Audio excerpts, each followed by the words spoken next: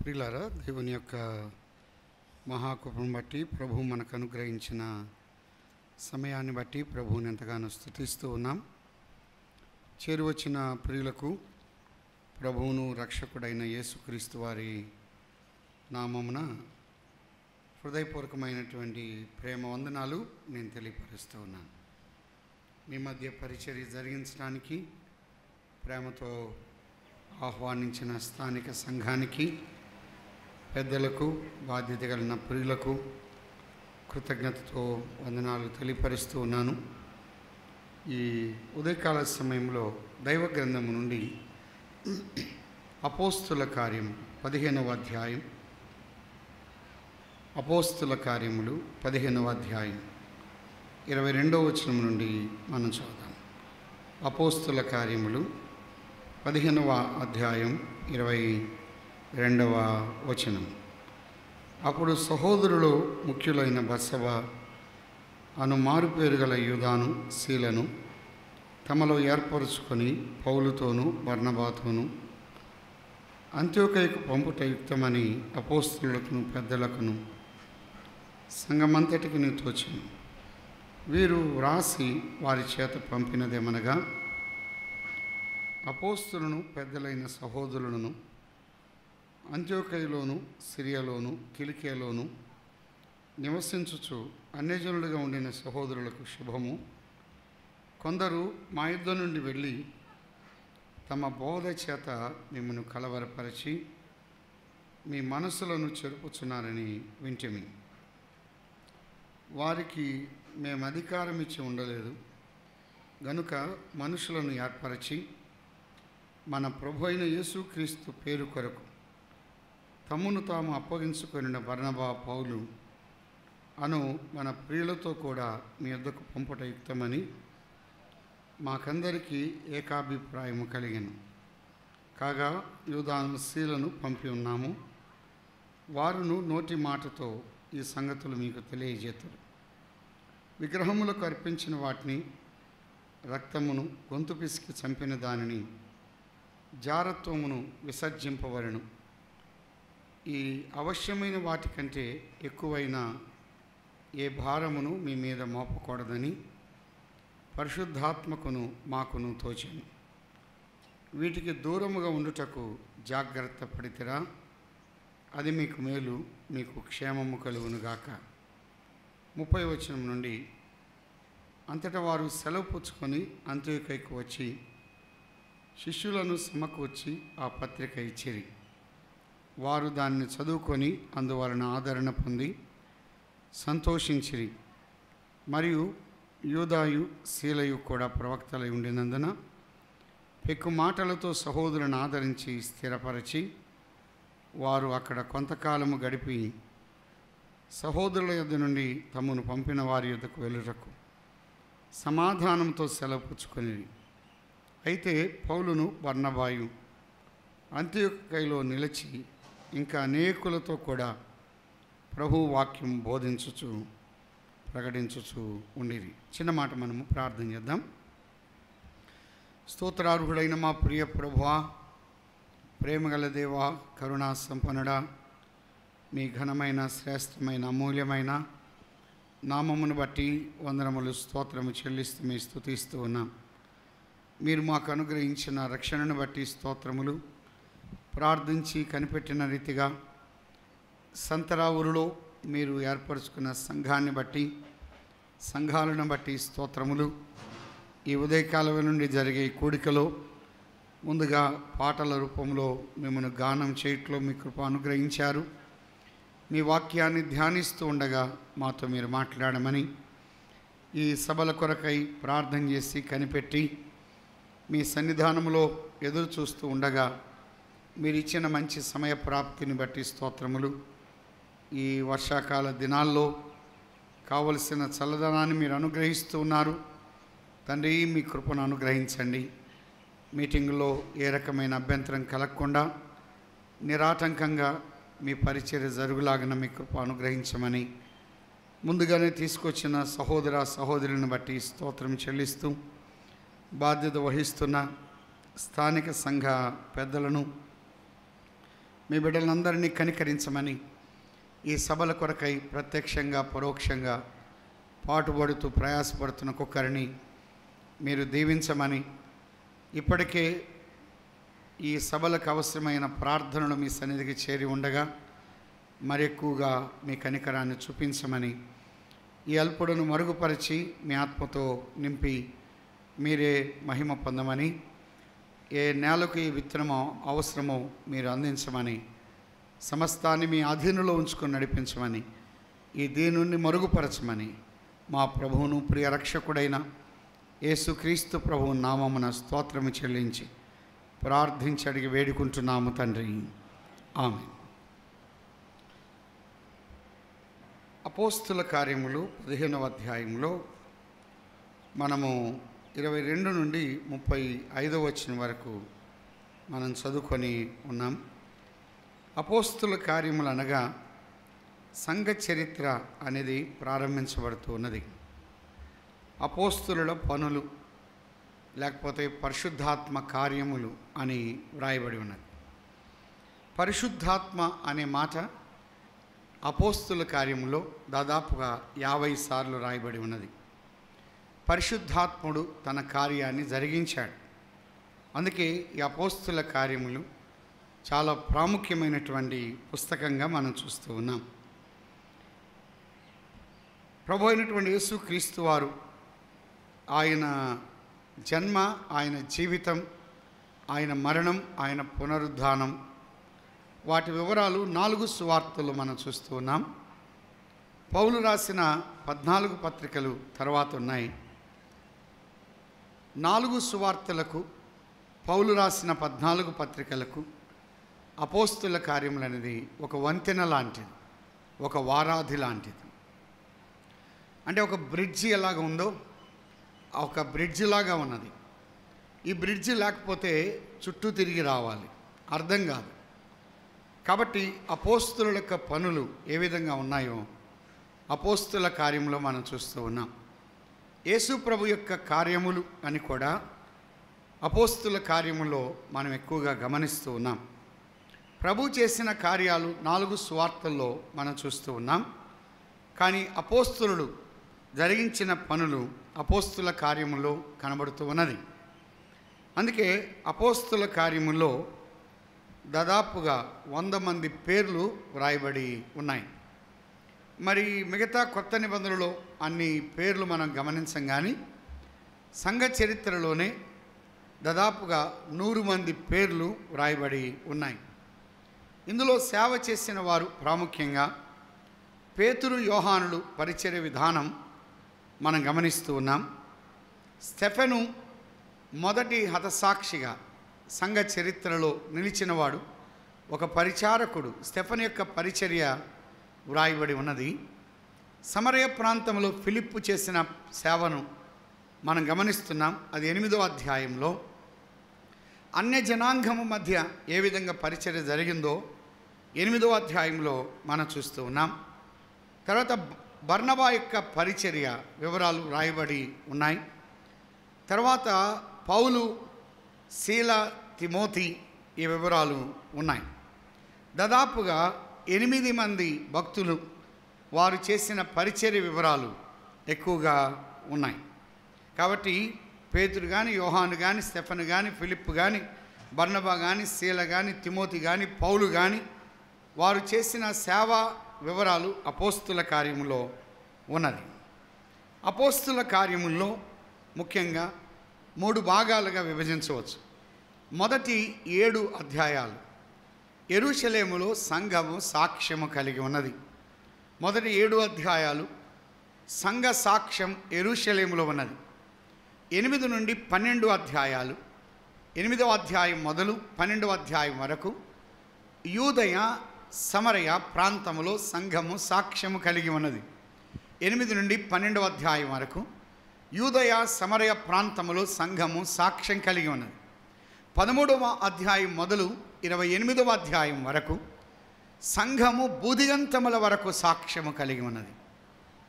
సంఘ సాక్ష్యము బూదిగంతముల వరకు ఉన్నది. మొదటి అధ్యాయం 8వ వచనాన్ని చదువుదాం.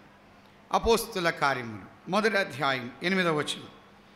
అయినను పరిశుద్ధాత్మ మీ మీదికి వచ్చినప్పుడు మీరు శక్తి నొందెదరు గనుక మీరు యెరూషలేమును మాత్రమే కాకుండా యూదయ సమరయ దేశములనంతటను భూదిగంతముల వరకును నాకు సాక్షులయుందురని వారితో చెప్పాను. కావున యెరూషలేములో ప్రారంభములో సంఘము సాక్ష్యము కలిగినది. యెరూషలేములో ఏర్పడిన సంఘం సువార్త ద్వారా ఏర్పడిన సంఘము కాదు. ప్రారంభములో సువార్త ద్వారా యెరూషలేము సంఘం ఏర్పడలేదు. యేసుక్రీస్తు ప్రభువారు ఆరోహణమైన తర్వాత వారందరూ మేడగదిలోనికి వచ్చారు. మేడగదిలోనికి వచ్చిన వారు 1వ అధ్యాయం 12వ వచనం నుండి వారిని మనం చూస్తూ ఉన్నాం. వారి సంఖ్య చెప్పాడు 1వ అధ్యాయం 15వ వచనం. ఆ కాలమందు ఇంచుమించు 120 మంది సహోదరులు కూడి ఉండగా అనే మాట చూస్తున్నాం. 120 మంది సహోదరులు కూడి ఉన్నారు. యెరూషలేములో ఏర్పడిన సంఘం ప్రారంభములో అది సువార్త ద్వారా ఏర్పడిన సంఘం కాదు. 4 సువార్తలో ప్రభు అయినటువంటి యేసు క్రీస్తు వారిని వెంబడించి ఆయన శిలువ రక్తము ద్వారా కడగబడినటువంటి బిడలు సంఘములో చేర్చబడ్డారు. ప్రభు అయినటువంటి యేసు క్రీస్తు వారి ద్వారా జరిగిన పరిచర్య ప్రారంభములో మనం చూస్తూ ఉన్నాం. ఆయన ఆరోహణమైన తర్వాత వీరు నమ్మినటువంటి వారు, విశ్వసించినటువంటి వారు అక్కడ చేరి యెరూషలేములో వారు కూడి ప్రార్థన ప్రారంభించారు. ఆ సంఘము ప్రార్థన ద్వారా ప్రారంభించబడి ఉన్నది. ఆ సంఘం యొక్క ప్రారంభం అది సార్వత్రిక సంఘ ప్రారంభం. సార్వత్రిక సంఘం యెరూషలేములో ప్రారంభించబడింది. అందుకే 2వ అధ్యాయం 1వ వచనంలో పెంతెకోస్తు పండుగ అన్నాడు. పెంట్ అంటే 50వ దినము అని అర్థం. పెంట్ అంటే 50 అని. యేసుక్రీస్తు ప్రభువారు 40 దినాలు ఉన్నాడు. 40 దినాల తర్వాత మరి 10 దినాలు, 41 10 50 దినాలు, 50వ దినమున పరిశుద్ధాత్ముడు దిగి వచ్చాడు. ఆ కార్యం మనం చూస్తున్నాం.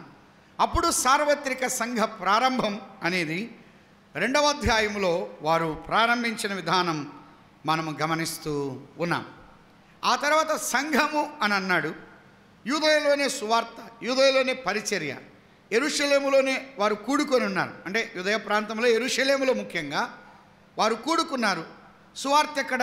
యెరూషలేములోనే. స్తుతికుడికి ఎక్కడ? యెరూషలేములోనే. పరిచర్య ఎక్కడ? యెరూషలేములోనే. దర్శించడం ఎక్కడ? యెరూషలేములోనే. కానీ దేవుని యొక్క వాక్యం ఏంటి? 1వ అధ్యాయం 8లో అన్నాడు, మీరు యెరూషలేములో మాత్రమే కాకుండా యూదయకు వెళ్ళండి, సమరయకు వెళ్ళండి అని పరిశుద్ధాత్ముడు ఆజ్ఞాపిస్తుండగా వారు అక్కడే ఆగిపోయారు. మీరు నాకు సాక్షులుగా ఉండాలని ప్రభు చెప్పాడు. కానీ వారు వెళ్ళిన వారు కానే కాదు. అందుకొరకే ఆ సంఘమునకు హింస కలిగింది. అపోస్తుల కార్యములు 8వ అధ్యాయం 1వ వచనం. అపోస్తుల కార్యం 8:1. ఆ కాలమందు యెరూషలేములోని సంఘమునకు గొప్ప హింస కలిగింది. అదే కాలం స్టెఫను హతసాక్షి అయిన కాలం. ఆ యొక్క పరిచర్య జరిగినటువంటి కాలములో సంఘ చరిత్రలో మొదటి హతసాక్షి స్టెఫను. స్టెఫను హతసాక్షి అయినటువంటి కాలం బహు భయంకరంగా ఉన్నటువంటి ఆ కాలములో యెరూషలేములోని సంఘమునకు గొప్ప హింస కలిగింది. ఆ దినాలకు ఈ దినాలకు తేడా ఏంటంటే, ఆ దినాల్లో యెరూషలేము సంఘమునకు బయటి వారి ద్వారా హింస వచ్చింది. ఈ నేటి దినాల్లో సంఘానికి లోపలి వారి ద్వారా హింస కలుగుతుంది. ఇంతకుముందు దినాల్లో బయటి వారి ద్వారా సమస్యలు వచ్చేటి, కానీ నేటి దినాల్లో లోపలి వారి ద్వారా సంఘానికి సమస్యలు వస్తున్నాయి. కాబట్టి ఆ దినానికి ఈ దినానికి కాబట్టి సంఘమునకు హింస కలగగా వారు ఏం చేస్తున్నారు? 8:1 చెప్పాడు, అపోస్తలులు తప్ప ఈ 12 మంది యెరూషలేములో ఉన్నారు. అందరూ యూదయ సమరయ దేశములయందు చెదరిపోయారు. 1వ అధ్యాయం 8వ వచనంలో మీరు చెదరిపోండి అని అన్నాడు. వారు చెదరకుండా అక్కడే ఉన్నారు. కానీ దేవుడే వారిని ఏం చేశాడు? చెదరగొట్టాడు. ఇదే విషయాన్ని ఆదికాండంలో ఒక మాటను మనం చూద్దాం.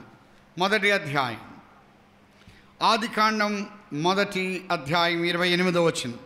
దేవుడు వారిని ఆశీర్వదించను. ఎట్లనగా, మీరు ఫలించి అభివృద్ధి పొంది విస్తరించి భూమిని నిండించి దానిని లోబరుచుకొనడి. సముద్రపు చేపలను, ఆకాశ పక్షులను, భూమి మీద ప్రాకు ప్రతి జీవిని ఏలుడని దేవుడు వారితో చెప్పాను. ఇక్కడ ఆయన ఇచ్చిన ఆజ్ఞ ఏంటంటే, మీరేం చేయాలి? మీరు ఫలించండి, అభివృద్ధి పొందండి, విస్తరించండి అని చెప్తున్నాడు. మీరు అభివృద్ధి పొందండి, మీరు విస్తరించండి అని చెప్తుంటే వారు ఏం చేశారు? ఆదికాండం 11వ అధ్యాయం 4వ వచనం. ఆదికాండం 11:4. మరియు వారు మనము భూమి అన్నంతటా చెదరి పోకుండా. దేవుని ఆజ్ఞ ఏంటి? మీరు వెళ్ళండి అంటున్నాడు. మనుషుల ఆలోచన ఏంటి? భూమి అన్నంతటా చెదరిపోకుండా మనం ఇక్కడే ఉందాం, ఒక పట్టణాన్ని కట్టుకుందాం, ఆకాశమునంటూ శిఖరాన్ని గల ఒక గోపురాన్ని కట్టుకుందాం, పేరు సంపాదించుకుందాం అని అనుకోగా దేవుడు వారిని ఏం చేశాడు? 8వ వచనం. అలాగూ యెహోవా అక్కడి నుండి భూమి అన్నంతటా వారిని చెదరగొట్టాను. వారిని చెదరగొడుతున్నాను. ప్రారంభ దినాల్లో యెరూషలేములోనే సంఘం ఉన్నది. మీరు యూదయకు వెళ్ళండి, సమరయకు వెళ్ళండి అని ఆజ్ఞాపిస్తే వారు యెరూషలేములోనే ఉండిపోయారు. చాలామంది, మనం కూడా చాలా సందర్భాల్లో అక్కడే పరిచర్య, అక్కడే సువార్త, అక్కడే సేవ, అక్కడే అన్ని కూడికలు, కానీ బయటికి వెళ్ళి విస్తరించేది లేదు. దేవుని యొక్క ఆజ్ఞ, ఇట్స్ కమాండ్, అది ఆజ్ఞ. మీరు వెళ్ళండి, మీరు విస్తరించండి, మీరు ఫలించండి, మీరు అభివృద్ధి పొందండి, మీరు వెళ్ళండి అని చెప్పాడు. వారు వెళ్ళలేదు. కావున సంగమునకు బయట వారి ద్వారా హింస కలిగింది. వారు యూదయకు వచ్చారు, వారు సమరయకు వచ్చారు. 8వ అధ్యాయంలో సమరయ ప్రాంతంలో జరిగిన సేవ ఫిలిప్పు ద్వారా జరిగినట్టుగా మనం చూస్తూ ఉన్నాం. ఆ తర్వాత సంఘం ఏమైంది? 9వ అధ్యాయం 31వ వచనం. అపోస్తుల కార్యములు 9:31. కావున యూదయ, గలిలయ, సమరయ దేశములనంతటా సంఘము క్షేమాభివృద్ధి నొందుచు సమాధానము కలిగి ఉండెను. మరి ప్రభువునందు భయమును పరిశుద్ధాత్మాదరణ కలిగి నడుచుకొనుచు విస్తరించుచూ ఉండెను అని అన్నాడు. సంఘము సమరయ, గలిలయ, యూదయ ప్రాంతంలో క్షేమాభివృద్ధికరంగా ఉన్నది. 16వ అధ్యాయం 5వ వచనం. 16:5. గనుక సంఘములు అని అన్నాడు. సంఘము సార్వత్రిక సంఘం, సంఘములు అనగా స్థానిక సంఘం. స్థానిక సంఘములు విశ్వాసమందు స్థిరపడి అనుదినము లెక్కకు విస్తరించుచు ఉండెను. కాబట్టి ప్రారంభములో సంఘం విస్తరించిన విధానం మనం చూస్తున్నాం. మొదటి 7 అధ్యాయంలో యెరూషలేములో సంఘ సాక్ష్యం. 8 నుండి 12 అధ్యాయంలో యూదయ, సమరయ ప్రాంతములో సంఘము సాక్ష్యం కలిగి ఉంది. 13వ అధ్యాయం నుండి 28వ అధ్యాయం వరకు బుధిగంతముల వరకు సంఘము సాక్ష్యము కలిగి ఉన్నది. అపోస్తుల కార్యములో 3 పౌలు యొక్క సేవా దండయాత్రలు మనం చూస్తున్నాం, సేవా యాత్రలు మనం చూస్తున్నాం. 13, 14, 15 అధ్యాయాల్లో పౌలు బర్నబాతో కలిసి సేవ జరిగించాడు. అది ఆసియాలో. 13 నుండి 15వ అధ్యాయం వరకు ఆసియాలో సేవ జరిగింది. 16 నుండి 18 వరకు 16, 17, 18 అధ్యాయాలు ఐరోపాలో సేవ జరిగింది. అది 2వ మిషనరీ దండయాత్ర, సెకండ్ మిషనరీ జర్నీ అని అంటారు. తర్వాత 19వ అధ్యాయం 20వ వచనం నుండి 21వ అధ్యాయం 14వ వచనం వరకు 3వ మిషనరీ యాత్రకు వారు వెళ్ళారు. అది ఆసియా, అది ఐరోపా ప్రాంతములు. 3వ మిషనరీ యాత్రలో 19వ అధ్యాయం 20వ వచనం నుండి 21వ అధ్యాయం 14వ వచనం వరకు ఆసియా, ఐరోపా ప్రాంతంలో సేవ జరిగింది. ఈ విధంగా పౌలు యొక్క సేవా వివరాలు వ్రాయబడి ఉన్నాయి. అపోస్తుల కార్యములో ముఖ్యంగా 2 రకాలైన సమస్యలు వచ్చాయి. 2 రకాలైన సమస్యలు. మొదటి సమస్య 6వ అధ్యాయం. అపోస్తుల కార్యములో ముఖ్యంగా 2 సమస్యలు సంఘానికి వచ్చాయి. అది మొదటి సమస్య 6వ అధ్యాయం 1వ వచనం. ఆ దినములలో శిష్యుల సంఖ్య విస్తరించున్నప్పుడు అనుదిన పరిచర్యలో తమలోని విధవరాండ్రను చిన్నచూపు చూచిరని హెబ్రీల మీద గ్రీకు భాష మాట్లాడు యూదులు సనుగసాగిరి అన్నాడు. శిష్యుల సంఖ్య విస్తరించిన సమస్య ఉన్నది. అది ఒకటి. శిష్యుల సంఖ్య విస్తరించిన సమస్యలున్నాయి. ఆది కాండములో ఏది విస్తరిస్తే సమస్యలున్నాయి? ఆది కాండం 13వ అధ్యాయం 6వ వచనం. ఆది కాండం 13:6. వారు కలిసి నివసించుటకు ఆ ప్రదేశము చాలకపోయిను, ఎందుకనగా వారి ఆస్తి వారు కలిసి నివసించలేనంత విస్తారమై ఉండెను అన్నాడు. రెండవది, ఆస్తి విస్తరించిన సమస్యలున్నాయి. ఒకటి, శిష్యులు విస్తరించిన సమస్యలున్నాయి. రెండవది, ఆస్తి విస్తరించిన సమస్యలున్నాయి. కాబట్టి ఆస్తి విస్తరణ సమస్యలకు దారితీస్తుంది. ఎక్కువ మంది విస్తరించారా, కొన్నిసార్లు సమస్యలు ఉన్నాయి. సమస్యలు లేనటువంటి సంఘం అంటూ లేదు. సమస్యలు ఖచ్చితంగా ఉన్నాయి. కానీ సమస్య రావడం అదొక ఎత్తు అయితే, సమస్యను పరిష్కరించిన అపోస్తలుడు మనం గమనిస్తూ ఉన్నాం. అది ఈ రెండు సందర్భాల్లో మనం చూస్తున్నాం. సంఘానికి వచ్చిన మొదటి సమస్య 6వ అధ్యాయం 1వ వచనంలో వారికి యూదులే కానీ ఒకరు హెబ్రీ భాష మాట్లాడుతున్నారు, మరొకరు గ్రీకు భాష మాట్లాడుతున్నారు. అందుకే ఎవరిని చిన్నచూపు చూశారు అని అంటున్నారు? తమలోని విధవరాండ్రను చిన్నచూపు చూచిరని హెబ్రీల మీద గ్రీకు భాష మాట్లాడే యూదులు సనుగుతున్నారు. ఈ యూదులు ఏం చేస్తున్నారు? ఈ హెబ్రీ భాష మాట్లాడే యూదులు గ్రీకు భాష మాట్లాడే వారిని తక్కువ చూస్తున్నారు. కానీ ఆ దినాల్లో ఆహారాన్ని పంచిపెట్టేవారు, వారు సమిష్టిగా పంచుకునేవారు. హెబ్రీల మీద ఈ హెబ్రీలు ఏం చేస్తున్నారంటే వారిలో ఉన్నటువంటి విధవరాండ్రకు ఎక్కువ ఆహారాన్ని అందిస్తున్నారు. గ్రీకు భాష మాట్లాడే ఉన్నటువంటి వారి మధ్య తక్కువ ఆహారాన్ని అందిస్తున్నారు. వారి మధ్య చిన్న చూపు వచ్చింది. ఈ సమస్య ప్రారంభంలో వచ్చిన సమస్య విధవరాండ్ర మధ్య. విధవరాండ్రను తక్కువ చూపు చూస్తున్నారు. విధవరాండ్రను లెక్కలేనితనంగా చూస్తున్నారు. విధవరాండ్రను ఎన్నికలేని వారికి చూస్తున్నారు. విధవరాండ్రకు ఇవ్వవలసిన విలువ ఇవ్వలేదు. భాషాపరమైన భేదం వచ్చింది. హెబ్రీ భాష, గ్రీకు భాష.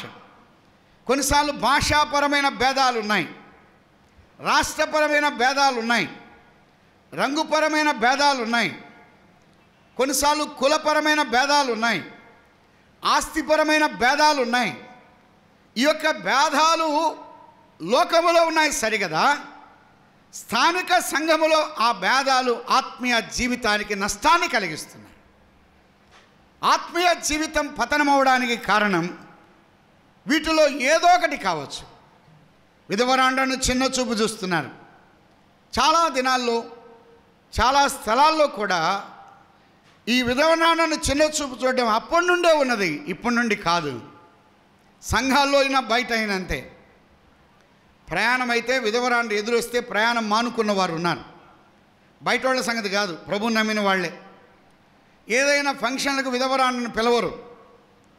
ఏదైనటువంటి సందర్భం వస్తే, ఒక శుభకార్యం వస్తే విధవరాండ్రకు అంత ప్రాధాన్యత ఇవ్వరు, వారికి అంత విలువ ఇవ్వరు, వారిని తక్కువ చూపు చూస్తారు. ఎందుకని? మా ఇంట్లో ఎవరు విధవరాండ్ర ఉండరనే భావం కొంతమంది. చాలాసార్లు చిన్న చూపు చూసేది విధవరాండ్రను. నేటి దినాల్లో స్థానిక సంఘాల్లో విధవరాండ్రని చిన్న చూపు చూస్తున్నారు. ఆ విధవరాండ్లు ప్రార్థనాపరులు, సమర్పణ కలిగిన వారు, ప్రేమ కలిగిన వారు, భక్తి కలిగిన వారు, విశ్వాసం కలిగిన వారు, త్యాగం కలిగిన వారు. వారు ఉండబట్టే మనం ఉండగలుగుతున్నాం. వారి ప్రార్థనా జీవితమే మనకు క్షేమకరంగా ఉంది. ధర్మశాస్త్రం అదే చెప్తుంది. విధవరాండ్రని ఎట్టి పరిస్థితుల్లో చిన్న చూపు చూడకూడదు. కుటుంబాల్లో పిల్లలు కొన్నిసార్లు విధవరాండ్రను, తల్లులను తక్కువ చూసే కుటుంబాలు ఉన్నాయి. యవనస్తులు ఉన్నారు, పిల్లలు ఉన్నారు, కుమారులు ఉన్నారు, కుమార్తెలు ఉన్నారు. వారు తినక వారు కష్టపడి పనిచేస్తే వారిని లెక్కలేనితనంగా చూస్తున్నారు ఈ దినాల్లో. సోదరుడా, సోదరి, ఇది మనకు న్యాయమా? ఇది సరైనటువంటి విధానమా? అలా అయినట్లయితే విధవరాండ్ర పట్ల చిన్న చూపు ఏర్పడింది. వారిని తక్కువ చూపు చూస్తున్నారు. మా వాళ్ళంటే ఒక రకం, మరొకరంటే మరొక రకం. కొన్నిసార్లు మనోళ్ళు కూడా వంట వడ్డించేటప్పుడు చూసారా, బ్రదర్ అంటారు, అనగానే ఒక గంట ఎక్కువమైందని అర్థం. అక్కడ రాగానే సార్లు మొహం చూసి గంట ఎక్కువ వేసేవాళ్ళు ఉన్నారు, అవునా కాదా? మనోళ్ళు అయితే ఎక్కువ గంట పడిద్ది, మనోళ్ళు కాకపోతే తక్కువ గంట పడిద్ది. ఈ చిన్న చూపు ఉన్నది. నా వాడైతే, నాకు సంబంధించిన వాడైతే, నా బంధువు అయితే, నా రక్త సంబంధిక అయితే నేను ఒక రకంగా ట్రీట్ చేస్తున్నాను, నా వ్యక్తి కాకపోతే నేను తక్కువగా ట్రీట్ చేస్తున్నాను. ఈ తక్కువ చూపు, ఈ చిన్న చూపు, ఈ యొక్క విధానాలు నేటి దినాల్లో సంఘాలలో చాలాసార్లు ఆత్మీయ జీవితానికి నష్టాన్ని కలిగిస్తున్నాయి. ఇదంతా విచారకరమైనటువంటి సంగతి. అలాగైనట్లయితే విధవరాండ్రను చిన్న చూపు చూడకూడదు, వారిని తక్కువ చూపు చూడకూడదు. పరిచర్యలో కొన్ని భేదాలు వచ్చాయి. అందుకొరకు వడ్డించడంలో సరైన రీతిలో లేదు, సమన్వయము లేదు, సరైనటువంటి అవగాహన లేదు. కాబట్టి న్యాయపరంగా వడ్డించాలి. అందుకే కృపావరములో ఇదొక కృపావరం. రోమిలకు రాసిన పత్రిక 12వ అధ్యాయం 8వ వచనం. రోమిలకు రాసిన పత్రిక 12:8. బోధించువాడైతే బోధించుట్లోను, హెచ్చరించువాడైతే హెచ్చరించుట్లోను పని కలిగి ఉందము. పంచిపెట్టువాడు ఎట్లా అన్నాడు? శుద్ధ మనసుతో చేయాలి. పంచిపెట్టేవాడు శుద్ధ మనసుతో పంచిపెట్టాలి. మనస్సు శుద్ధ మనసై ఉండాలి, ఆరోగ్యకరమైన మనసై ఉండాలి. పంచిపెట్టేవాడు జాగ్రత్తగా పంచిపెట్టాలి, సమానంగా పంచిపెట్టాలి. కొన్నిసార్లు పంచిపెట్టే విధానములోనే భేదాలు వస్తున్నాయి. ఈ దినాల్లో బఫే సిస్టమ్ ఎక్కువైంది. అందుకే బఫే సిస్టమ్ నిలబెడితే 2-3 ప్లేట్లు తీసుకెళ్తున్నారు. కొన్ని స్థలాల్లో 4 ప్లేట్లు ఒకే దగ్గర పెట్టుకుంటున్నారు. ఎందుకు? మళ్ళీ వెళ్ళలేక. ఇది సరైన పద్ధతి కాదు. మిగతా వాళ్ళకి సరిగా రాదు, మిగతా వారికి అందదు. వచ్చిన వ్యక్తి 2-3 సార్లు వెళ్ళడం. కొన్నిసార్లు కొంతమంది ఇంటికి చేరేస్తున్నారు ఇల్లు దగ్గర ఉంటే. అది సరైన పద్ధతి కాదు. ఎందుకనంటే మిగతా వారు అందరికీ సభల్లో సరిపోవాలని ఆ సంఖ్యను బట్టి ఆలోచన చేసి ఒక ఫంక్షన్ ఏర్పాటు చేస్తారు. దాన్ని బట్టి మనం 4-5 ప్లేట్లు ఇంటికి పంపిస్తే శుద్ధ మనసుతో పంచిపెట్టాలి. అందుకే బఫే సిస్టమ్ అనేది సరైనది కాదు. యేసుక్రీస్తు ప్రభువారు ఎప్పుడు భోజనం పెట్టినా కూడా అందుకే ఆ 5,000 మందికి ఆహారం అందించాడు. స్త్రీలు కూడా ఉన్నారు, కానీ ఎలా పెట్టాడు? 50 మంది చొప్పున 100 మంది చొప్పున పంక్తులు తీరి కూర్చున్నారు. అందుకే బఫే సిస్టమ్ అనేది సరైనది కాదు. కానీ మనం త్వరగా అయిపోవాలని పెడుతున్నాం, కానీ అది మంచిదే. కానీ నిలబడి తినడం అనేది త్వరగానే తింటాం, మళ్ళీ రెండోసారి మనం వెళ్ళాం చాలా సందర్భాల్లో. అందుకే ప్లేట్లు కూడా సరిగా లేవనుకోండి, ధర్మాకోల్ ప్లేట్లు అయితే పటక్కిన పగిలిపోతాయి, ఇరిగిపోతాయి. అందుకే సరిగా ఉండదు, రెండోసారి వెళ్ళి మనం వడ్డించుకోలేం. శుద్ధ మనసుతో పంచిపెట్టాలి అని అన్నాడు. మనసు శుద్ధమైన మనసు ఉండాలి. కాబట్టి 7 ఏర్పాటు చేసుకోండి పరిచారకు నియమించాడు. 6వ అధ్యాయంలో పరిచారకుల నియామకం మనం చూస్తూ ఉన్నాం. 6వ అధ్యాయంలో సంఘానికి వచ్చిన మొదటి సమస్య, ఆ సమస్యను అపోస్తలులు వెంటనే పరిష్కరించారు. సమస్యలు రావడం కద్దు, సమస్యలు ఎక్కడైనా వస్తాయి. కుటుంబంలో వస్తాయి, సంఘములో వస్తాయి, వ్యక్తిగతంగా వస్తాయి, కార్యాలయాల్లో వస్తాయి. కానీ సమస్యను వెంటనే రెక్టిఫై చేయాలి. సమస్యను నానబెట్టకూడదు, సమస్యను సమస్యగానే ఉంచకూడదు, సమస్యను వెంటనే పరిష్కరించాలి. మరొక విషయం, గాయం ఎక్కడైందో మందు కూడా అక్కడే. మనం చేసేది ఏంటంటే సమస్య ఇక్కడ జరిగింటాయి, అన్ని సంఘాలకు మన సమస్యలు వెళ్ళి ఉంటాయి. ఎందుకని? ఇది సరైన విధానం కాదు. నాకు ఎక్కడ గాయం ఉందో అక్కడే గాయాన్ని నేను కట్టాలి, గాయానికి మందు వేయాలి. కొన్నిసార్లు కుటుంబ సమస్యలు వస్తాయి. కుటుంబ సమస్యలు ఊరందరికీ చెప్పకూడదు, వ్యక్తిగతమైన సమస్యలు ఊరందరికీ చెప్పకూడదు, భార్యాభర్తల మధ్య ఉన్న సమస్యలు అందరికీ తెలియపరచకూడదు. ఎందుకు? సమస్య అయి కూర్చుంటుంది. సమస్య సాల్వ్ కావాలి అంటే, పరిష్కారం కావాలంటే సమస్యను ఆ యెరూషలేములో ఉన్న సంఘం, అక్కడున్నటువంటి బాధ్యత కలిగిన ప్రియులు అపోస్తలులు ఒక ఆలోచన చేసి 7 మందిని నియమించారు. పరిచర్య నిమిత్తమై 7 మందిని నియమించి, మీరు ఈ యొక్క పరిచర్య జరిగించండి, మేము వాక్య ప్రకటనలో, ప్రార్థనలో, పరిచర్యలో మేము కొనసాగుతాం అని అన్నారు. కాబట్టి 6వ అధ్యాయంలో పరిచారకుల నియామకం మనం చూస్తున్నాం. 6వ అధ్యాయంలో మొదటి సమస్య పరిష్కరించబడింది. సోదరుడా, సోదరి, సంఘాలైన, కుటుంబాలైన, భార్యాభర్తల మధ్య, పిల్లల మధ్య కొన్నిసార్లు సమస్యలు వస్తాయి. వెంటనే వాటిని పరిష్కరించడానికి మనము ప్రయత్నము చేయాలి. మరొకటి మనం చూద్దాం. ఇప్పుడు రెండవ సమస్య మనం చదువుకున్నాం. అపోస్తుల కార్యములు అంత్యోకయ సంఘములో వచ్చిన సమస్య 15వ అధ్యాయంలో వచ్చింది. ఇది సిద్ధాంతపరమైన సమస్య. మొదటి సమస్య చిన్న చూపు చూచారని, పరిచర్యలో లోపం ఉన్నది, ఆ సమస్య వచ్చింది. రెండవ సమస్య సిద్ధాంతపరమైన సమస్య. కొంతమంది యెరూషలేము సంఘం నుండి అంత్యోకయకు వచ్చారు. అంత్యోకయలో పౌలు బర్నబాలు పరిచర్య జరిగిస్తున్నారు. పౌలు బర్నబాలు అపోస్తుల కార్యం 11వ అధ్యాయం నుండి బర్నబా పరిచర్యలో ఉన్నాడు, పౌలు కూడా కలిసి పనిచేశారు. వారు పరిచర్య జరిగిస్తూ ఉన్నారు. అంత మాత్రమే కాదు, 13వ అధ్యాయంలో సేవా సిఫారసు జరిగింది. 6వ అధ్యాయంలో పరిచారకుల నియామకం, 13వ అధ్యాయంలో సేవా సిఫారసు, సేవకుల నియామకం, 14వ అధ్యాయంలో పెద్దల నియామకం. 14వ అధ్యాయం 23వ వచనం, మరియు ప్రతి సంఘములో వారికి పెద్దలను ఏర్పరచి అని అన్నాడు. 14వ అధ్యాయంలో పెద్దలను ఏర్పరిచారు. 6వ అధ్యాయంలో పరిచారకులను ఏర్పరిచారు.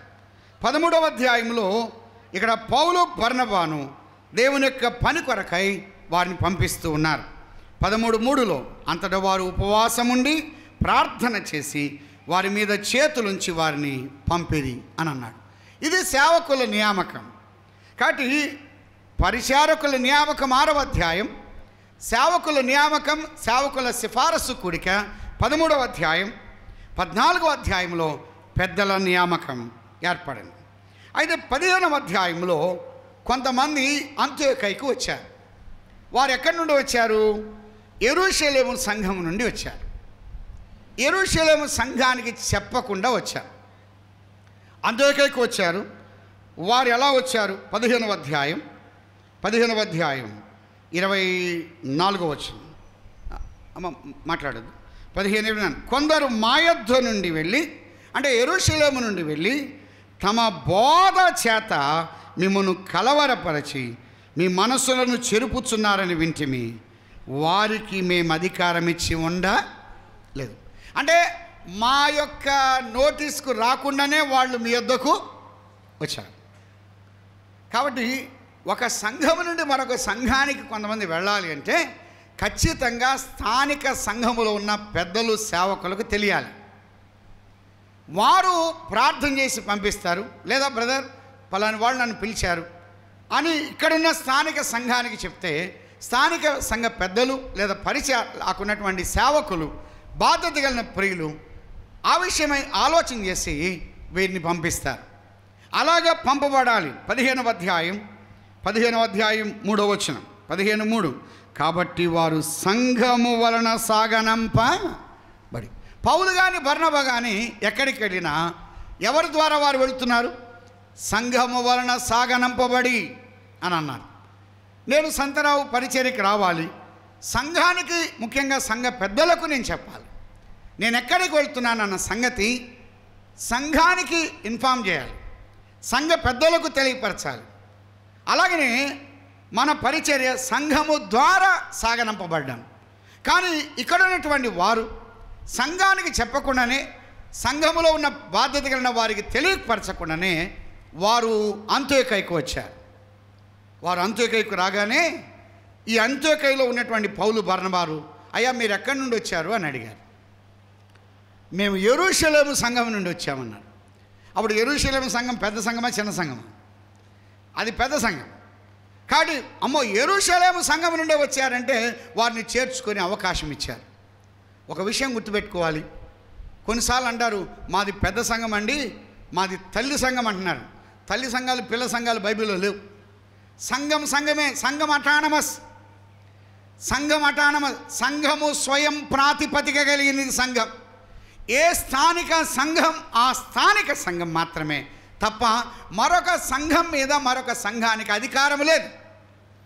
వారి యొక్క సలహా మేరకు మనం ఏదైనా చేయొచ్చు, కానీ వారి యొక్క అనుమతి లేకుండా మనం చేయడానికి వీల్లేదు. మనం పూసుకోకూడదు, మనం ఇన్వాల్వ్ కాకూడదు, మనం ఇంటర్ఫీర్ కాకూడదు, మనం అనవసరంగా సమస్యను మనము జోక్యం చేసుకోకూడదు. అలాగనట్లయితే వీరు యెరూషలేము సంఘం నుండి వచ్చాం అని అన్నారు. యెరూషలేము సంఘం అనేది అది పెద్ద సంఘం అని కొన్నిసార్లు అంటారు కొంతమంది, మాది కేంద్ర సంఘం అని అన్నారు.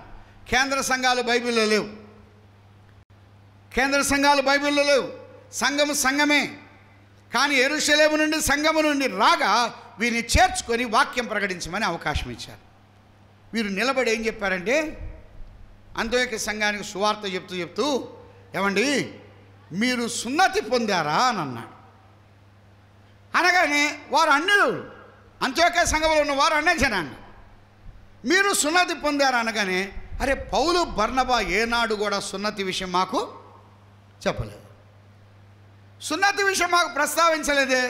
అయితే పౌలు బర్నబా చెప్పింది కాదు, ఎందుకంటే యెరూషలేము సంఘం నుండి వచ్చారే వాళ్ళకే అనుభవం ఎక్కువ, వీళ్ళకి అనుభవం తక్కువ, వాళ్ళు చెప్పిందే కరెక్టు, వీళ్ళు చెప్పింది తప్పు అని వారి మధ్య భేదాభిప్రాయం కలిగింది.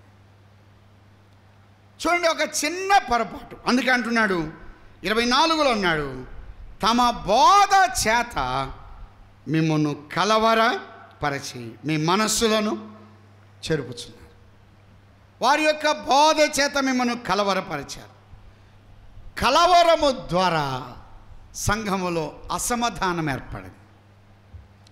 పౌలు బర్నబా నిలిపి, అయ్యా అది కాదయ్యా, యేసు ప్రభు యొక్క రక్తధారల చేత మనం కడగబడాలి, ఆయన బిడ్డలుగా తీర్చబడాలి, ఆయన రక్తము చేత కడగబడిన మనమే సంఘములో ఉండాలి అని చెప్పినప్పుడు దాని విషయమై వారు కాదు కాదు కాదు ఖచ్చితంగా సున్నతి ప్రాముఖ్యం అని కొంతమంది అడిగారు.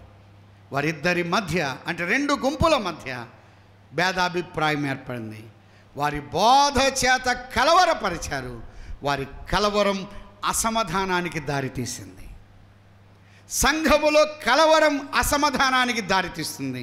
ఒకటి, సంఘములో కలవరం దేనికి దారితీస్తుంది? హెబ్రీయులకు రాసిన పత్రిక, హెబ్రీయులకు రాసిన పత్రిక ఒక వచనాన్ని మనం చూద్దాం.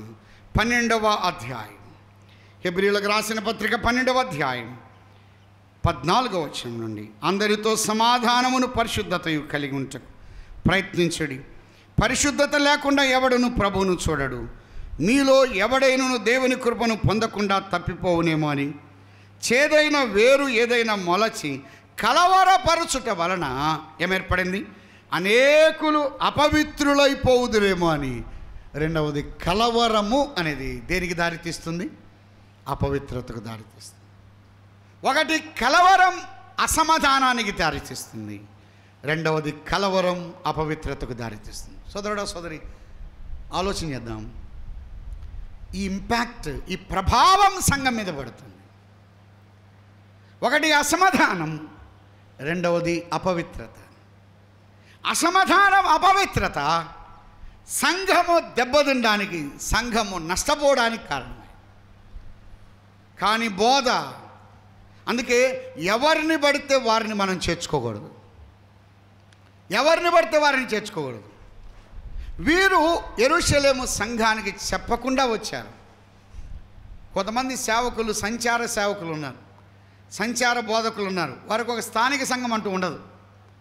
ఒక బ్రదర్ చాలా కాలం కింద అన్నాడు, బ్రదర్ మీరు ఏది స్థానిక సంఘం అంటే అన్ని సంఘాలు నాయే అన్నాడు. అన్ని సంఘాలు నాయి, ఈరోజు ఏ సంఘం అంటే అదే నాది అని అన్నాడు. నేను అన్నాను, రాత్రి మీటింగ్ చేసినాక ఏ ఇంటికి వెళ్తారన్న? మా ఇంటికి వెళ్తాను. అన్ని ఇళ్ళు మీ కాదా అన్న? కుదరదు అన్నాడు. ఏదో ఒక ఇంటికి వెళ్ళొచ్చు కదండి. కుదరదంట, అన్ని ఇళ్ళు నాయే. చాలాసార్లు కొంతమంది ఒక స్థానిక సంఘంలో ఉండరు. స్థానిక సంఘానికి కట్టుబడి ఉండాలి. నువ్వు ఏ స్థానిక సంఘానికి చెందావో అన్న సంగతి ఖచ్చితంగా తెలియాలి. స్థానిక సంఘానికి చెందకుండా సంచార సేవకులని బైబిల్ ఎక్కడ లేదు. సంచార సేవకులుగా ఉండకూడదు. ఒక్కొక్కరు ఒక్కొక్క రోజు ఒక్కొక్క దగ్గర వెళ్ళిపోతూ ఉంటారు. అలాంటి విధానం కాదు, కానే కాదు. మనం ఒక స్థానిక సంఘానికి మనము కట్టుబడి ఉండాలి. ఆ సంఘం యొక్క నియామక కూడికలకు పాలు పొందాలి. ఆ సంఘ కూడికల్లో మనం హాజరవ్వాలి. ఆ సంఘ పరిచర్యలో మనం హాజరవ్వాలి.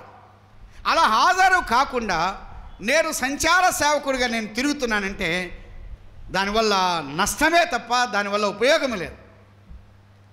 కాబట్టి ఎక్కడికి వెళ్తే ఆ బోధ, ఎక్కడికి వెళ్తే ఆ వర్తమానం, ఎక్కడికి వెళ్తే ఆ విధానాలు, ఫ్లెక్సిబిలిటీ, ఆ ప్రాంతానికి ఆ వ్యక్తులకు తగినట్టుగా బోధించడం, ఇలాంటి వారికి నష్టం ఉన్నది, ఇలాంటి వారికి దెబ్బ ఉన్నది. అందుకన్నారు, మేము వారిని పంపలేదు, మాకు తెలియకుండానే, మా అనుమతి లేకుండానే, మా నోటీస్కి రాకుండానే వారు వెళ్ళారు. వారు వెళ్ళి వారి బోధ చేత మిమ్మల్ని కలవరపరిచారు. వారంతా సరైన బోధకులు కాదు. ఈ దినాల్లో కొంత వాక్యం నేర్చుకుంటే చాలు, వెళ్ళాలి బోధించాలనే ఆశ చాలామందికి ఉన్నది. కొంతమంది స్థానిక సంఘంలో ఉండి నేర్చుకోరు, వారు కనిపెట్టుకొని ఉండరు, వారు ప్రయాసపడరు. అందుకే కొంత రాగానే చాలు, నాకెప్పుడు వాక్యం ఇస్తారు, నాకెప్పుడు అవకాశం ఇస్తారు, నాకెప్పుడు ఇస్తారు అని ఎదురు. కానే కాదు, అవకాశం వచ్చేంత వరకు మౌనంగా ఉండాలి. అవకాశము ప్రభు ఇస్తాడు, మనుషులు అవకాశం ఇవ్వరు, మనుషులు అవకాశం ఇవ్వరు.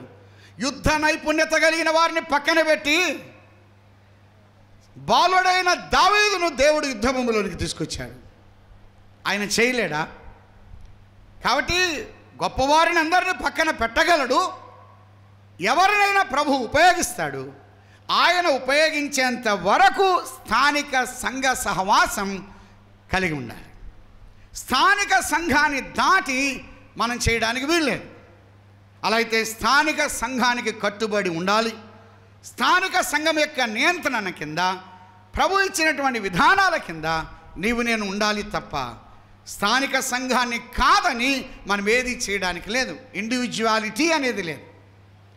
నా సొంతగా నేను నిర్ణయం తీసుకోవడానికి వీల్లేదు.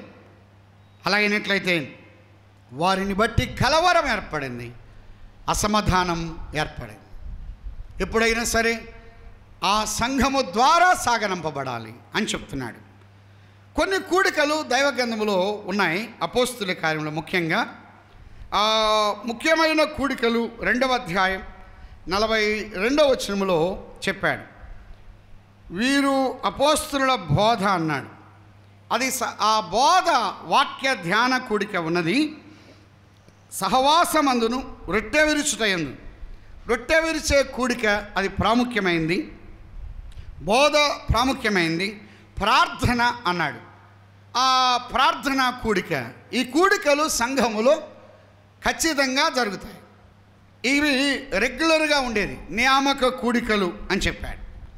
రొట్టె విరిచే కూడిక మార్చడానికి వీల్లేదు.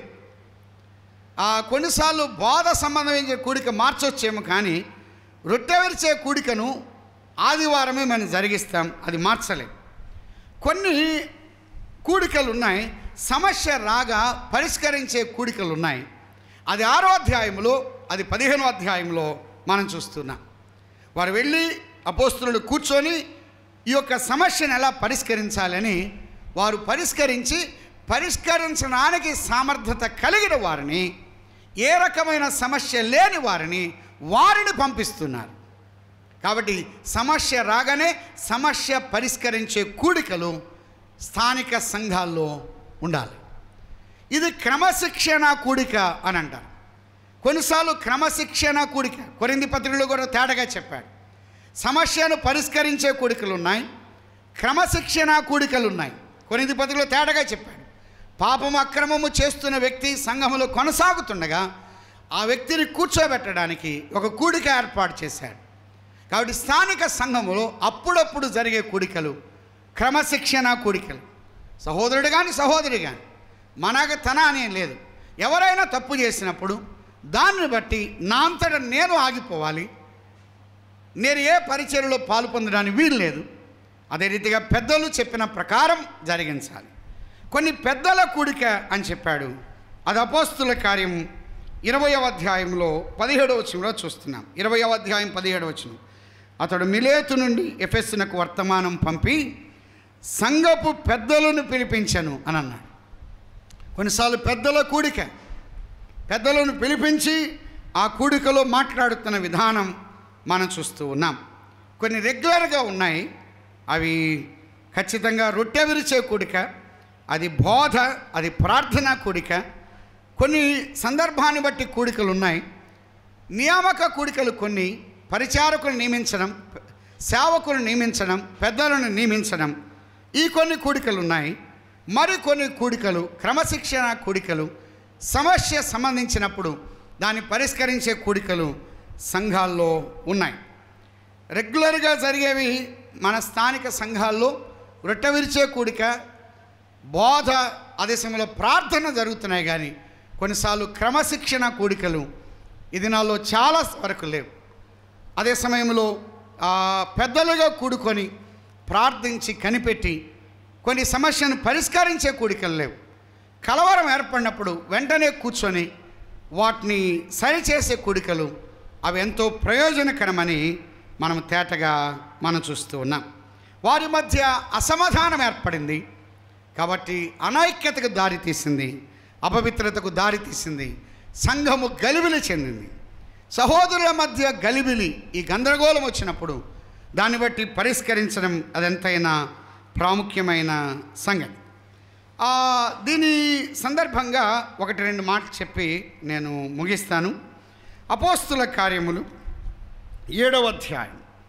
సహోదరుల మధ్య, సంఘాల మధ్య వచ్చిన సమస్యను బట్టి వారు ఎలాగో పరిష్కరించారు, వారు కొంతమంది భక్తులు కూడా ఏ విధంగా పరిష్కరించారు. అందుకే అన్నాడు అపోస్తుల కార్యం 7వ అధ్యాయం 26వ వచనం అన్నాడు, మరునాడు ఇద్దరు పోట్లాడుచుండగా అతడు వారిని చూచి, అయ్యలారా మీరు సహోదరులు అని అన్నాడు. సహోదరుల మధ్య అన్యాయం, అక్రమం, అసమాధానం ఉండకూడదు. ఈ మాట అంటున్నాడు, అయ్యలారా మీరు సహోదరులు. మనము సహోదరుడు, సహ ఉదరుడు, ఒకే ఉదరము నుండి వచ్చినవాడు. అందుకన్నాడు మనము సహోదరులం. మన మధ్య అసమాధానం ఉండకూడదు, మన మధ్య అన్యాయము ఉండకూడదు. ఈ మాట మనం చెప్తున్నాం. ఆదికాండం 13వ అధ్యాయం 8లో చెప్పాడు, మనము బంధువులం, మన బంధువులం, కలహం ఉండకూడదు. బంధువుల మధ్య, ఆత్మ సంబంధమైన బంధువులం, కలహం ఉండకూడదు. అబ్రహామే తగ్గాడు, అబ్రహామే లోబడ్డాడు. ఆస్తిని బట్టి సమస్యలు వస్తాయి. ఆస్తి విస్తరించిన, శిష్యుల సంఖ్య విస్తరించిన కొన్ని సమస్యలు వస్తాయి. కానీ అబ్రహాము ఆ భక్తిపరుడు, ఆ ప్రార్థనాపరుడు, ఆ విశ్వాస యోధుడు, ప్రభు మీద ఆధారపడినవాడు వెంటనే రెక్టిఫై చేస్తున్నాడు. దాన్ని క్లారిఫికేషన్ ఇస్తూ ఉన్నాడు.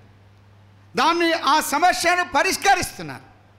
స్థానిక సంఘాలు ఆత్మీయులుగా, విశ్వాసులుగా ఉన్నవారు, వారు తగ్గి, వారు లోబడి, వారు విధేయత కలిగి ఆ సమస్యను పరిష్కరించేవారు. దినవృత్తాంతములు 2వ గ్రంథం 11వ అధ్యాయంలో ఒక వచనాన్ని మనం చూద్దాం. దినవృత్తాంతములు 2వ గ్రంథం 11వ అధ్యాయం 4వ వచనం. 11వ అధ్యాయం దినవృత్తాంతములు 2వ గ్రంథం 11వ అధ్యాయం 4వ వచనాన్ని మనం చదువుదాం. ఈ కార్యము నా వలన జరుగుతున్నదని యెహోవా సెలవిస్తున్నాడు గనుక బయలుదేరకుండగను, మీ సహోదరులతో యుద్ధము చేయకుండగను మీరందరూ మీ ఇండ్లకు తిరిగిపోడని చెప్పాను. మీ సహోదరులతో యుద్ధము చేయ ఉండను. కానీ మీ సహోదరులతో యుద్ధము చేయకూడదు. నీవు యూదారాజును సొలొమోను కుమారుడు రెహబాముతో, యూదాయందును బెన్యామీనుల ప్రదేశమందు ఇశ్రాయేలు వారంతో ఈ మాట ప్రకటించు. యూదుల మధ్య, ఇశ్రాయేళ్ల మధ్య, సహోదరుల మధ్య యుద్ధాలు ఉండకూడదు. సహోదరుల మధ్య కలహం ఉండకూడదు. సహోదరుల మధ్య యుద్ధం ఉండకూడదు అని అన్నాడు. నెహెమ్యా గ్రంథం 5వ అధ్యాయం, నెహెమ్యా గ్రంథం 5వ అధ్యాయం 8వ వచనాన్ని మనం చూద్దాం. నెహెమ్యా గ్రంథం 5వ అధ్యాయం 8వ వచనం. అన్యులకు అమ్మబడిన మా సహోదరులైన యూదులను మా శక్తి కొలది మేము విడిపించుతుమి. మీరు మీ సహోదరులను అమ్ముదురా? వారు మనకు అమ్మబడవచ్చున. సహోదరులను అమ్ముతారా? వారు మనకు అమ్మబడవచ్చున. సహోదరులను అమ్మకూడదు. మనము సహోదరులం, వీఆర్ బ్రదర్. మనము సహోదరులం, మన మధ్య కలహం ఉండకూడదు. మన మధ్య విభేదం ఉండకూడదు, మన మధ్య అనైక్యత ఉండకూడదు, మన మధ్య అసమాధానం ఉండకూడదు, మన మధ్య అపవిత్రత ఉండకూడదు. దీనివల్ల ప్రమాదం ఉన్నది అని అన్నాడు. జకర్యా గ్రంథంలో మరొక వచనాన్ని చదువుదాం. 7వ అధ్యాయం, జకర్యా గ్రంథం 7వ అధ్యాయం 9వ వచనం. సైన్యములకు అధిపతి యెహోవా ఇలాగు ఆజ్ఞ ఇచ్చి ఉన్నాడు, సత్యమును అనుసరించి తీర్పు తీర్చుడి, ఒకరి యందొకరు కరుణావాత్సల్యములు కనుపరుచుకొనుడి. విధవరాండ్రను, తండ్రి లేని వారిని, పరదేశులను, దరిద్రులను బాధ పెట్టకుడి. మీ హృదయం ముందు సహోదరులో ఎవరికి కీడు చేయ తలచుకోండి. బాహ్యంగా కాదు, ఒక మాట అంటున్నాడు, మీ హృదయములో కూడా సహోదరులో ఎవరికి కీడు చేయ. ఈ మాట కొంత భయాన్ని పుట్టించే మాట. బయటికి నోరు చేసి మాట్లాడడం కాదు, హృదయములో కూడా కీడు తలంచకూడదు. నిజంగా ప్రియులారా, ఈ మాటకు నేను లోబడితే, నా తోటి సహోదరుడికి హృదయములో కీడు తలస్తే, తోటి సహోదరికి హృదయములో కీడు తలస్తే పరమందున్న దేవుడు చూస్తున్నాడు. ఒకవేళ అదేదైనా జరిగితే ప్రభువు చూసుకున్నాడు. లేదా నేరుగా వెళ్ళి హెచ్చరించడం, సోదరి లేదా సోదరుడా, నీలో ఫలానిది ఇలా ఉన్నది, ఇది సరైన విధానం కాదని. కానీ తోటి సహోదరుల మధ్య హృదయములో కూడా కీడు తలంచొద్దు.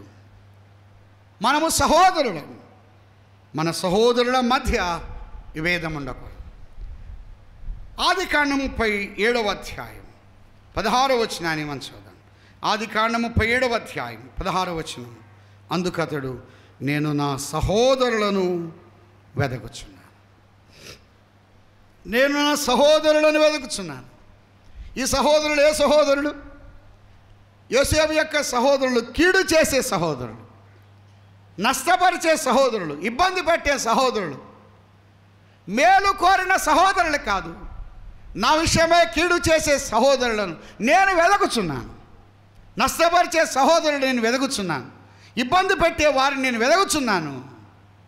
వారు కీడు తలపెడుతున్నారు తెలుసు, హాని తలపెడుతున్నారు తెలుసు, ఇబ్బంది పెడతారు తెలుసు, కానీ తెలిసే తన సహోదరులను వెదకుచున్నాడు. యోసేపు తన సహోదరుల యొద్దకు వచ్చాడు. సహోదరులు అంగీకరించలేదు. సహోదరులంతా తృణీకరించారు, సహోదరులంతా అభ్యంతరపరిచారు, సహోదరులంతా ఆటంకపరిచారు. ఆ సహోదరులు యోసేపును ఎత్తి పట్టుకొని 23వ వచనం. యోసేపు తన సహోదరుల యొద్దకు వచ్చినప్పుడు కనుగొన్నాడు, సహోదరులను కనుగొన్నాడు, సహోదరులను చూచాడు, సహోదరులను చూచి హృదయములో ఆనందిస్తున్నాడు. యోసేపు యొక్క ఆనందం ఎంతెంత కాదు, నా యొక్క సహోదరులు నేను చూశాను. వారి మేలు కోరి వెళ్ళాడు, వారి క్షేమము కోరి వెళ్ళాడు, వారు బాగు కోరి వెళ్ళాడు, వారు ఎలా ఉన్నారో వారి యొద్దకు వెళ్ళాడు. కానీ వారు యోసేపును చూచి, వారు యోసేపు అంగీని, అతడు తొడుక్కొని ఉన్న ఆ విచిత్రమైన నిలుటంగిని తీసివేశారు. వారి మేలు కోరితే యోసేపు యొక్క కీడు కోరారు. ఇంకేం చేశారు? 24వ వచనం. అతన్ని పట్టుకొని ఆ గుంటలో పడద్రోసిరి. యోసేపును పట్టుకొని ఈ తోటి రక్త సంబంధికులు, ఈ సహోదరులు పడద్రోశారట. నెట్టివేస్తున్నారు, పడద్రోసిస్తున్నారు. వారి యొక్క ద్వేషం, వారి యొక్క అసూయ, వారిలో ఉన్న పగ, వారిలో ఉన్న ఈర్ష్య, ఆ విధానాలు యోసేపు మీద చూపి అందరూ కలిసి ఈ యొక్క సహోదరుని గుంటలో పడద్రోశారు. గుంటలో పడద్రోయబడిన సహోదరుడు యోసేపు. 24 అన్నాడు, ఆ గుంట ఒట్టిది, అందులో నీళ్లు లేవు. గుంటలో పడద్రోయబడ్డాడు, వస్త్రములు లేకుండా పడద్రోయబడ్డాడు. వారికి ఆహారం అందించాడు, వారి మేలు కోరాడు. యోసేపును గుంటలో పడద్రోసిన తర్వాత వారు ఏం చేస్తున్నారు? 25వ వచనం. వారు భోజనము చేయ కూర్చున్నారు. ఈ మాట నా హృదయాన్ని చాలాసార్లు కదిలించేసింది. తోటి సహోదరుల్ని వెదకడానికి వచ్చిన సహోదరుని వారు ఎత్తి గుంటలో పడద్రోసి వారు ఎక్కడ కూర్చున్నారు? భోజనం. యోసేపు అలవాటిస్తుంటే వారు ఆనందిస్తున్నారు. యోసేపు ఏడుస్తుంటే వారు సంతోషిస్తున్నారు. యోసేపు ఆకలితో ఉంటే వారు కడుపు నింపుకున్నారు. నేను నా సహోదరులను వెతుకుతున్నాను. నేను నా సహోదరులను వెతుకుతున్నాను. సహోదరుల పట్ల ఉన్న ప్రేమ, సహోదరుల పట్ల ఉన్న అనురాగం, సహోదరులంతా ద్వేషించిన అమ్మివేస్తున్నా.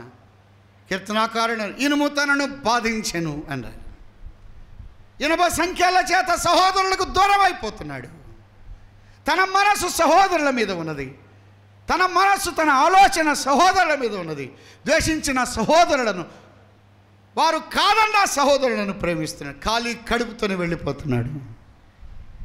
ఖాళీ కడుపుతోనే వెళ్ళిపోతున్నాడు. ఒకానొక దినమున యోసేపు దగ్గరికి అన్నలు వస్తే అందరూ కలిసి భోజనము చేశారు.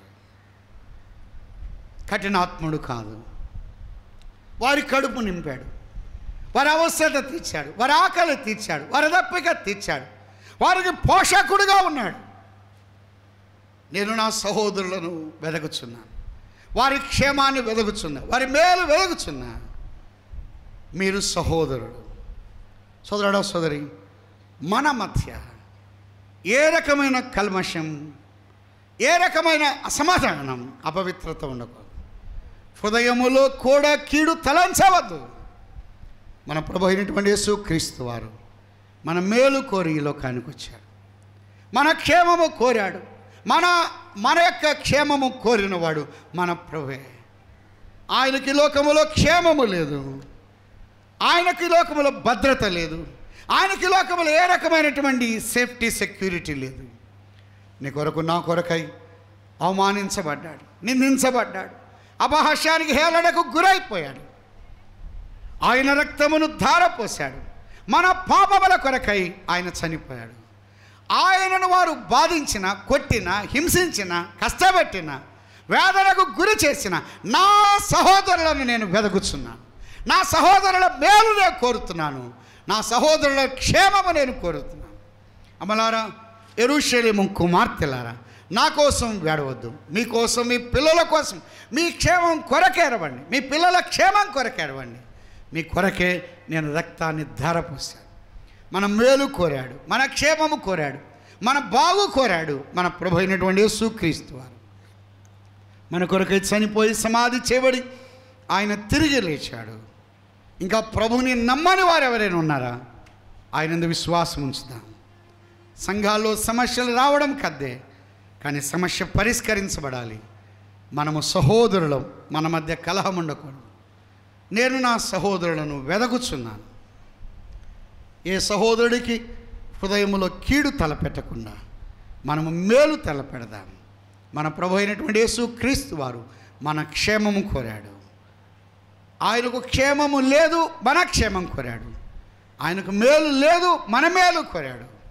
ఆయనకు భద్రత లేదు, మన భద్రత కోరాడు. ఆయనలో భద్రత ఉన్నది. మన క్షేమం ఇచ్చిన మన ప్రభు నిత్య జీవానికి వారసులుగా చేశారు.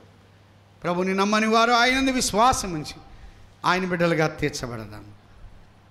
మనము సహోదరులం, మీ మధ్య కలహం ఉండకూడదు. ప్రార్థన చేద్దాం. పూజనీయుడగు మా ప్రియ ప్రభువా, మీరు అందించిన వాక్యాన్ని బట్టి స్తోత్రములు.